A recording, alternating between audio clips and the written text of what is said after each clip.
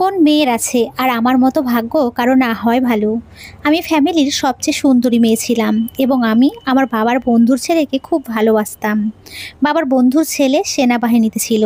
আমি তাকে খুব ভালোবাসতাম এবং সেও আমাকে পছন্দ করত।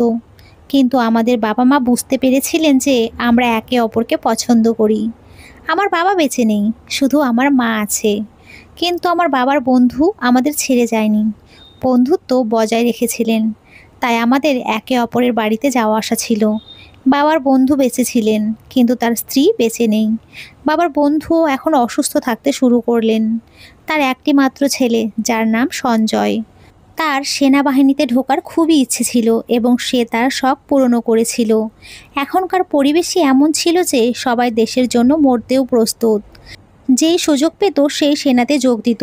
দেশের সেবা করাকে আমরা আমাদের ধর্ম মনে করতাম। দেশের সেবা করতে গিয়ে আমাদের এখানের অনেক মানুষ শহীদ হয়েছেন। আমার নিজের ভাইও দেশ সেবা করতে গিয়ে শহীদ হয়েছে। আমরা দুজন দুজনকে ভালোবাসি, সেটা আমাদের পরিবারের সদস্যরাও জানতে পেরে যায়। আমাদের সুখের জন্য তারা আমাদের দুজনের বিয়ে পাকা করে দেয় এবং আমাদের বিয়েও হয়ে যায়। আমি খুবই খুশি ছিলাম যে আমি যাকে ভালোবাসি তাকে পেয়েছি। এর চেয়ে খুশি আর কি হতে পারে। দিনগুলো এভাবেই কাটতে লাগলো।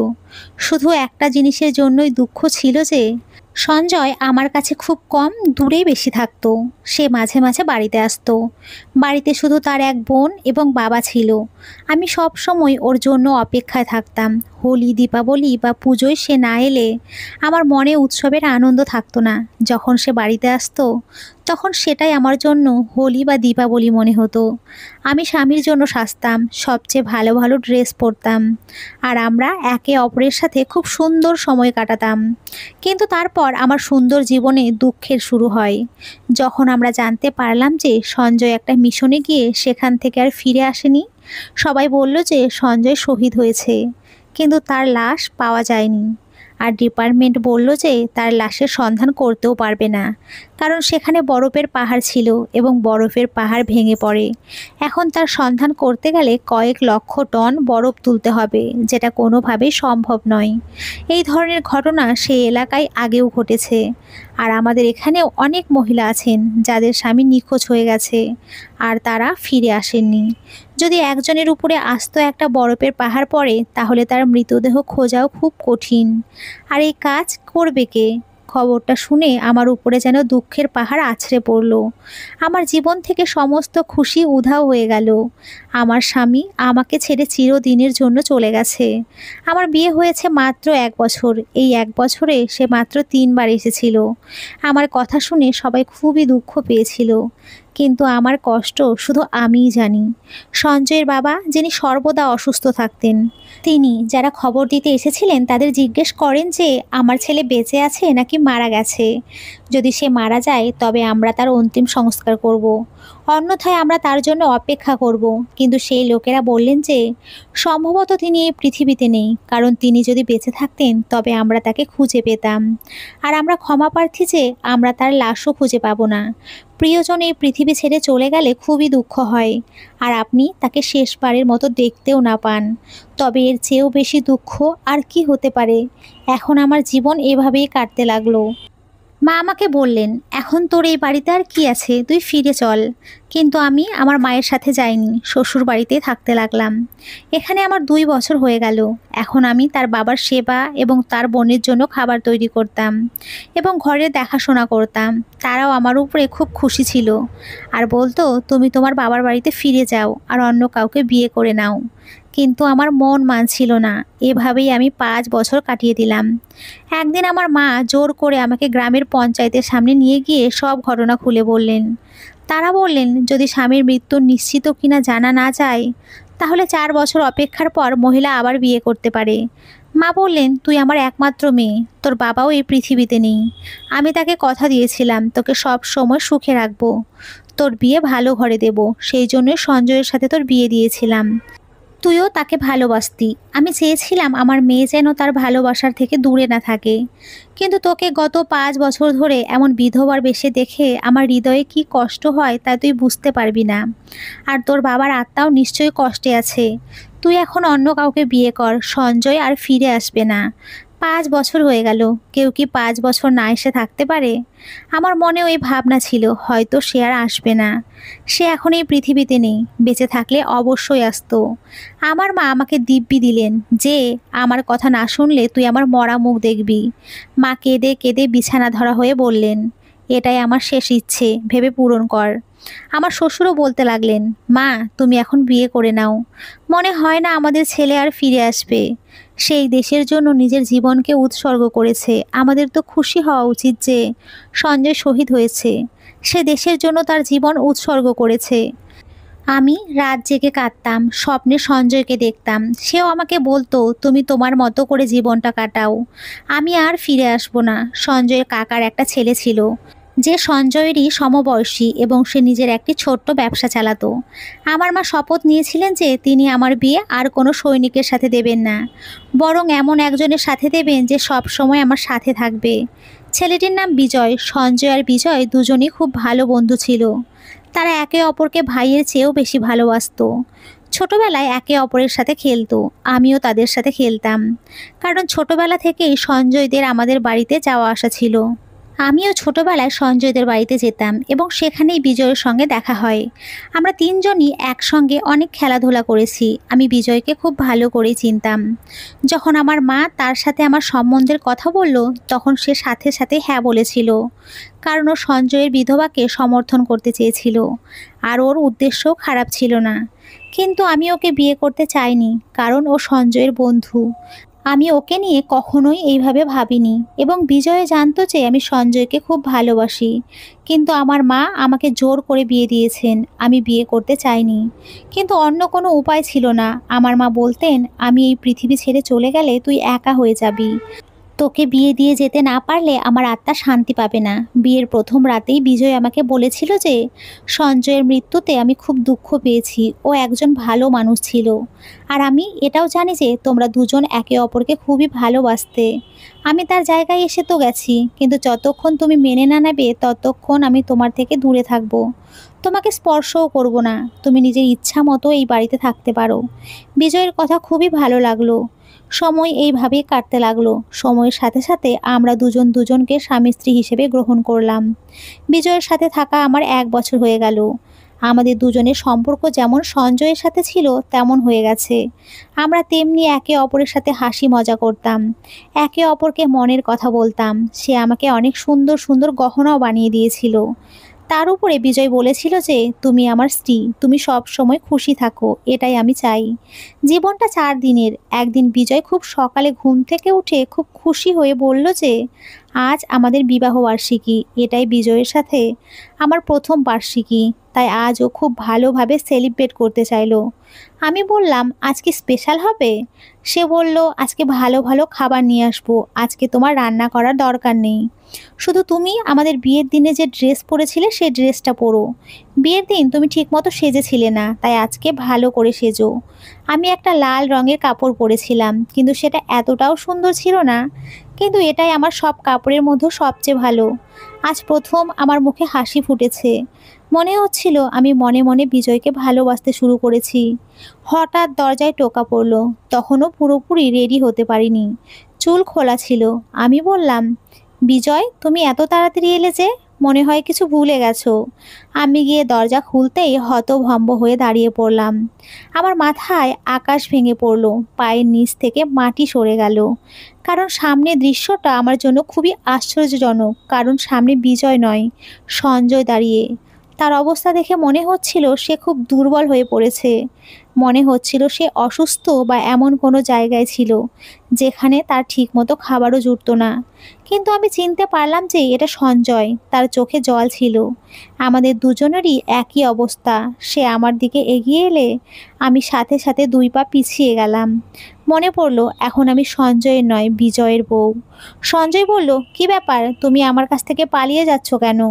আমি এত বছর পর এসেছি আর তুমি আমার কাছ থেকে পালিয়ে যাচ্ছ? তুমি জানো আমি কোথায় আটকে পড়েছিলাম? অনেক কষ্টে আমি তোমার কাছে পৌঁছেছি, কিন্তু তুমি আমার থেকে দূরে সরে যাচ্ছ। আর বিজয়ের বাড়িতে কি করছো? আমি তোমাদের বাড়িতে গিয়েছিলাম, তোমার মা সেখানে নেই, কিন্তু সেখানের লোকজন আমাকে বলল তোমাকে বিজয়ের বাড়িতে পাবো। আমি সঞ্জয়কে ভিতরে এসে বসতে বললাম, কিছু ভাবতেই পারছিলাম না। আমার অবস্থা তো খুব খারাপ হয়ে গেছিল। মনে হচ্ছিল যেন কেউ বেঁচে থাকতে চায়, কিন্তু মৃত্যু তার সামনে এসে দাঁড়িয়েছে, যেখানে আগে সে মৃত্যুই চাচ্ছিল। সঞ্জয় আমাকে বলল যে আমি খুব খারাপ অবস্থায় ছিলাম, একটা ছোট্ট গ্রামে আটকে ছিলাম, যেখানে লোকেরা আমাদের ভাষাও জানে না। আমার অবস্থাও খুব খারাপ ছিল, জানি না কত হাড় ভেঙে গেছিল। তারাই আমার চিকিৎসা করেছিল। আর তারা জঙ্গলি মানুষ, তারা আমাকে ফিরে আসতে দেয়নি, আমাকে বন্দি করে রেখেছিল। তারা মনে করতো যে আমি যদি সেখান থেকে বের হয়ে আসি তাহলে আমি সবাইকে তাদের থাকার জায়গার কথা বলবো, এবং সবাই তাদের থাকার জায়গায় পৌঁছে তাদের সম্পর্কে অনুসন্ধান করবে। সেই লোকেরা খুব অদ্ভুত, কয়েক শতাব্দী ধরে তারা ঘন জঙ্গলের মতো থাকছিল। আমিও সেখানে থাকতে শুরু করলাম। একদিন সুযোগ বুঝে সেখান থেকে পালিয়ে অনেক কষ্টে তোমার কাছে ফিরে এসেছি। জায়গাটা ভারতের সীমানা পার করে অন্য কোনো দেশের সীমান্তে ছিল, এবং সেখান থেকে অনেক ঘুরে ঘুরে নিজেকে বাঁচিয়ে ভারতে ফিরে এসেছি। কারণ আমি একজন সেনা, তাই আমাকে অন্য দেশের সেনাকে এড়িয়ে আসতে হয়েছিল। সঞ্জয় আমার সামনে বসে যখন তার দুঃখের গল্প শোনালো, তখন আমারও চোখে জল চলে এসেছিল। সে আবার আমার হাত ধরার চেষ্টা করলে আমি পিছিয়ে গেলাম। আমি তাকে জল খেতে দিলাম এবং জিজ্ঞেস করলাম সে কিছু খেতে চায় কি না। সঞ্জয় বলল, তুমি যা খাওয়াবে আমি তাই খাবো। আমি তাকে খাবার এনে দিলাম। সঞ্জয় বলল, কবে থেকে তুমি এসব খাবার পছন্দ করতে শুরু করলে? আমি তো এসব খাবার খাই না, আর আমি খাই না বলে তুমিও খেতে না। এখন তুমি এসব কি রান্না করেছো? সঞ্জয় আমার সাথে স্বাভাবিকভাবেই কথা বলছিল, যদিও সে স্বাভাবিক ছিল না, তাকে খুব দুর্বল দেখাচ্ছিল। তার শরীরে আঘাতের চিহ্ন ছিল, কিন্তু সম্ভবত সে বাড়িতে ফিরে এসেছে বলে স্বস্তিতে ছিল। এখন তাকে আমি কি বলবো? বাড়িটা তো তার আর ছিলই না। আমি বললাম, এমনিই বানিয়েছিলাম। খাবার খেতে গিয়ে তার চোখে জল চলে এলো। সে বলল, আমি তোমাকে অনেক মিস করেছি, এখানে এসে আমার কাছে বসো। আমি রাজি না হলে সে হঠাৎ রেগে গেল এবং বলল, আমি এত দূর থেকে এতগুলো বছর পর শুধু তোমার জন্য এসেছি, আর তুমি আমার কাছে বসতেও পারছো না? কি হয়েছে তোমার? কেন পরপুরুষের মতো আচরণ করছো? ভুলে গেছো আমাকে? তোমার মন থেকে বের করে দিয়েছো আমি তোমার বয়ফ্রেন্ড না যে তুমি আমাকে ভুলে যাবে। আমি তোমার স্বামী এবং তোমার উপরে আমার অধিকার আছে। তোমাকে আমার সাথে যেতে হবে। তুমি এই বাড়িতে কি করছো? একসাথে সে আমাকে অনেক প্রশ্ন করলো এবং আমার বলার কিছুই ছিল না।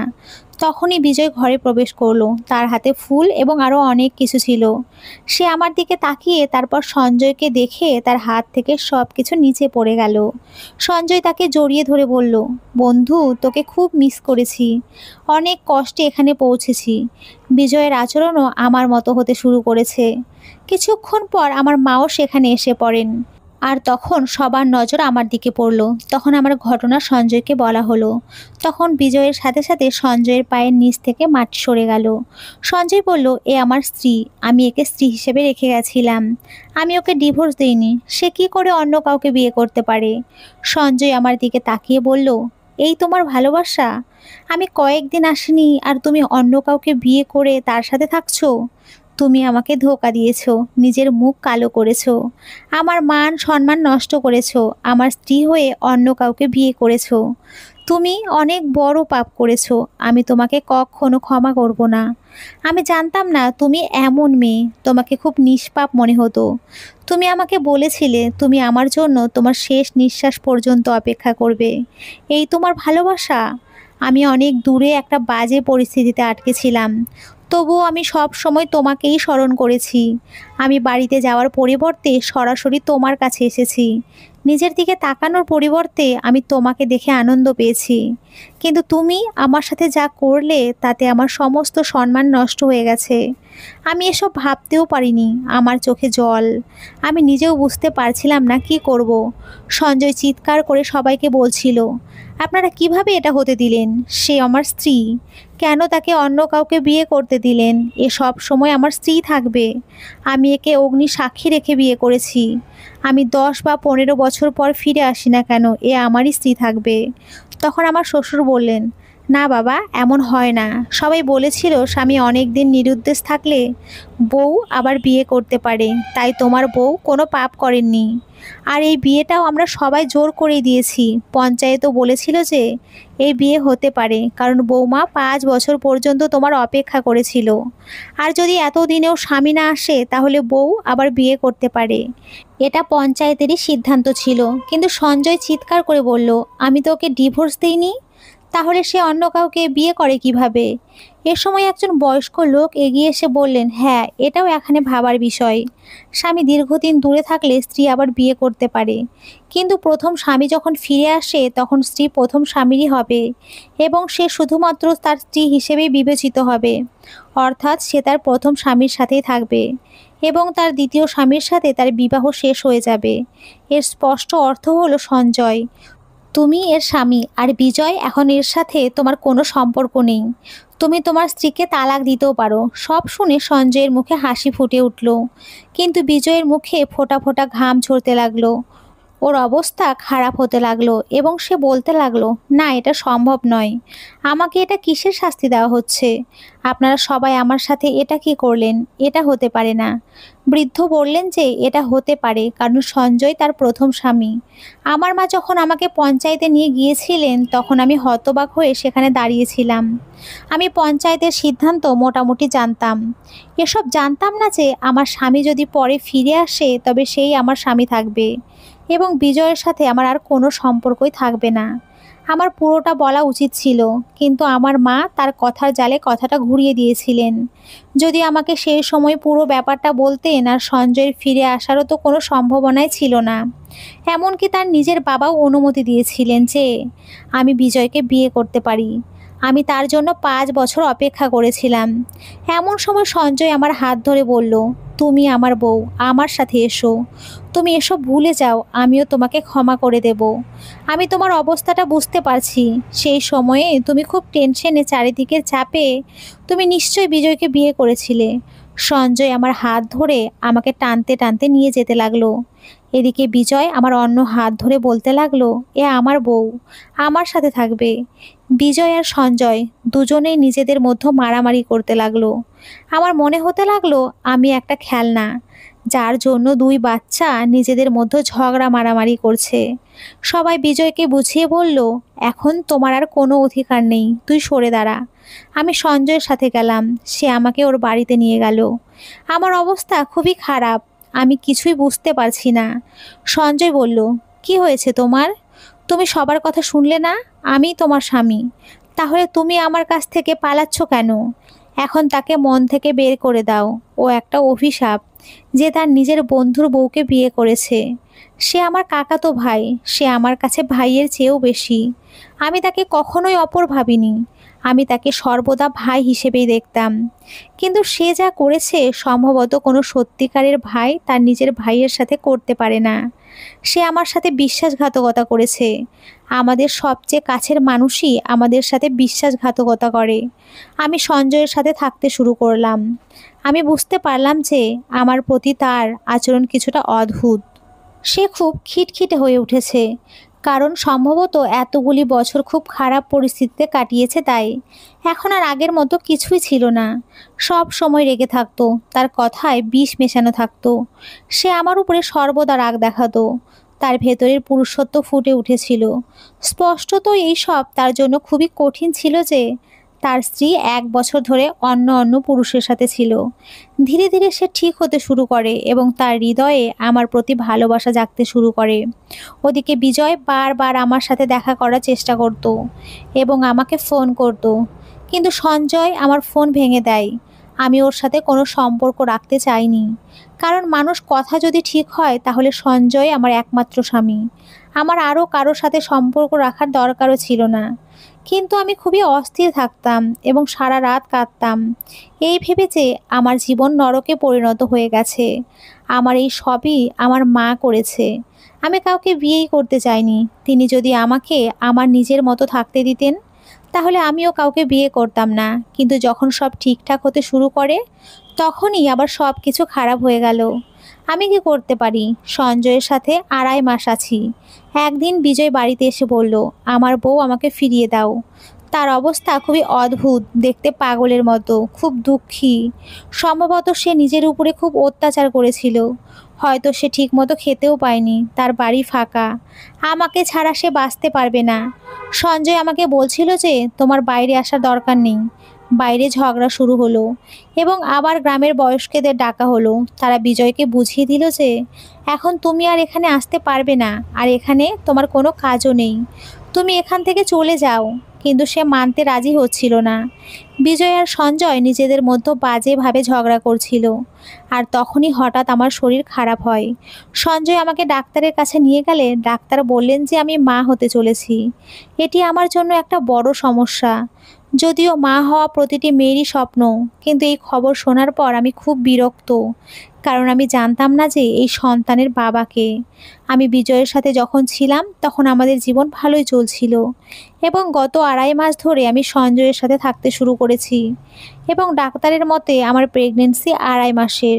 এর অর্থ এই যে শিশুটির বাবাকে তা কেউই জানতো না। একমাত্র শিশুটি পৃথিবীতে এলে তবেই জানা যাবে কে এর বাবা। বিজয় বলছিলেন যে এটা তার সন্তান। তুমি যদি তোমার বউকে রাখতে চাও তবে রাখো, আমি আমার মনকে বুঝিয়ে নেব। অন্তত আমাকে আমার সন্তান দিয়ে দাও। আমি আমার সন্তানকে লালন পালন করব। সঞ্জয় বলেন, সন্তানও আমার আর স্ত্রীও আমার। তুই কিছুই পাবি না। আমার বাড়িতে পা রাখলে আমি তোকে মেরে ফেলবো। বিজয় বারবার আমার নাম ধরে ডাকতে থাকে। এই সময় তাদের মধ্যে ঝগড়াও অনেক বেড়ে গেছিল। তাদের মধ্যে হাতাহাতিও হয়েছিল। আমি চিৎকার করে কাঁদছিলাম, যেন আমার কারণেই এসব হয়েছে। আমার শ্বশুরও আমার ননদ আমাকে কটূক্তি করে বলতো, তোমার জন্য 2 ভাই নিজেদের মধ্যে ঝগড়া মারামারি করছে। এরা আগে অভিন্ন হৃদয় ছিল, এরা একে অপরকে ছাড়া চলতে পারতো না। আর আজ এরা একে অপরকে চরম শত্রু হয়ে উঠেছে কেবল তোমার জন্য। ডাক্তারও বলেছিলেন বাচ্চাটা পৃথিবীতে না আসা পর্যন্ত আমরা বলতে পারবো না কে এর বাবা। বিজয় আগেই বলেছিল যে বাচ্চা আমার, এবং জন্মের সাথে সাথে আমি তাকে নিয়ে যাব। আমার তোমাকেও দরকার নেই, তোমাকে ছাড়াই আমি তাকে মানুষ করব। আমি তাকে মা বাবা দুজনেরই ভালোবাসা দেব।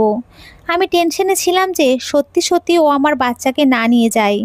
আর এদিকে সঞ্জয়ও অদ্ভুত কথা বলল যে এই বাচ্চাটা যদি বিজয়ের হয় তাহলে আমরা তাকে এই বাচ্চাটা দিয়ে দেব। অর্থাৎ উভয় ক্ষেত্রেই আমার কাছে থেকে সন্তান কেড়ে নেওয়ার ষড়যন্ত্র হচ্ছিল। আমার হৃদয়ে কি চলছে শুধু আমিই জানতাম। আমার গর্ভে সন্তান না থাকলে এতক্ষণে আমি আত্মহত্যা করতাম। বিজয় আমাকে অন্য নাম্বার থেকে মেসেজ পাঠালো। সে বলল, আমি আর তোমাকে বিশ্বাস করি না, তোমাকে কখনো আমার জীবনে ফিরে আসতে দেব না, কিন্তু আমি আমার সন্তানকে তোমার কাছে থাকতে দেব না। আমি বুঝতে পারছিলাম না কি করব। আমার ভিতরে একটা বাচ্চা ছিল এবং আমি মা হব। আমি তাদের দুজনের বউ হয়ে নয়, বাচ্চার মা হয়ে ভাবছি। শেষ পর্যন্ত সেই সময় এলো যখন সেই সন্তানের জন্ম নেবে, আর সেই সময় টেস্ট করে জানা যেত তার বাবাকে। কিন্তু যখন আমার প্রসবের সময় এলো তখন আমার শরীর খুব বেশি খারাপ হয়ে গেল। ডাক্তার বললেন যে কিছু গড়বড় মনে হচ্ছে, আমাদের তাড়াতাড়ি অপারেশন করতে হবে। আর যখন অপারেশন করে বাচ্চা বের করা হলো তখন ডাক্তারের গলা দিয়ে আর্তনাদ বেরিয়ে এলো। কারণ বাচ্চাটি বিরল রোগ নিয়ে জন্মেছিল, যার কারণে ওকে খুবই অদ্ভুত লাগছিল। মনে হচ্ছিল যেন মানুষের বাচ্চা নয়, কোনো পশুর বাচ্চা। গাছের বাকলের মতো ওর শরীরটা খুবই অদ্ভুত। যেই তাকে দেখে তার চোখে জল এসে যেত। আমার কি কোনো দোষ ছিল? এই কি আমার শাস্তি ছিল? কিন্তু আমি এমন কিছুই তো করিনি যার জন্য ভগবান আমাকে এত বড় শাস্তি দিলেন। আসলে এটা তাদের উভয়ের শাস্তি ছিল, যারা এই বাচ্চাটাকে নিয়ে তাদের খেলা খেলছিল। একজন তাকে আমার কাছ থেকে ছিনিয়ে নিতে চেয়েছিল এবং অন্যজন তাকে রাখতে চায়নি। রিপোর্ট অনুসারে বাচ্চাটি বিজয়ের, কিন্তু এখন সে বাচ্চা নিতে অস্বীকার করছে। সঞ্জয় বলল যে আমি এই বাচ্চাকে রাখতে পারবো না, আর বিজয় চিরতরে এই গ্রাম ছেড়ে শহরে চলে গেছে। আমি সঞ্জয়কে বললাম যে আমি এই শিশুটিকে বড় করতে চাই। তখন সে বলল যে আমি তোমাকে আমার কাছে রাখতে পারবো না। আমি বললাম ঠিক আছে, তাহলে তুমি আমাকে ছেড়ে চলে যাও। তখন সে বলল যাতে তুমি বিজয়ের কাছে ফিরে যেতে পারো। আমি বলেছিলাম তুমি তো আগে এমন মানুষ ছিলে না, তোমার মনে আছে আমরা একে অপরকে ভালোবাসতাম। সঞ্জয় বলল যদি তোমার সেই ভালোবাসার কথা মনে থাকতো তাহলে তুমি তাকে বিয়ে করতে না, তুমি আমার মন থেকে বেরিয়ে গেছো। আমি বললাম তুমিও আমার মন থেকে বেরিয়ে গেছো। তুমি যদি একসাথে থাকতে না চাও তবে আমাকে ছেড়ে দিতে পারো।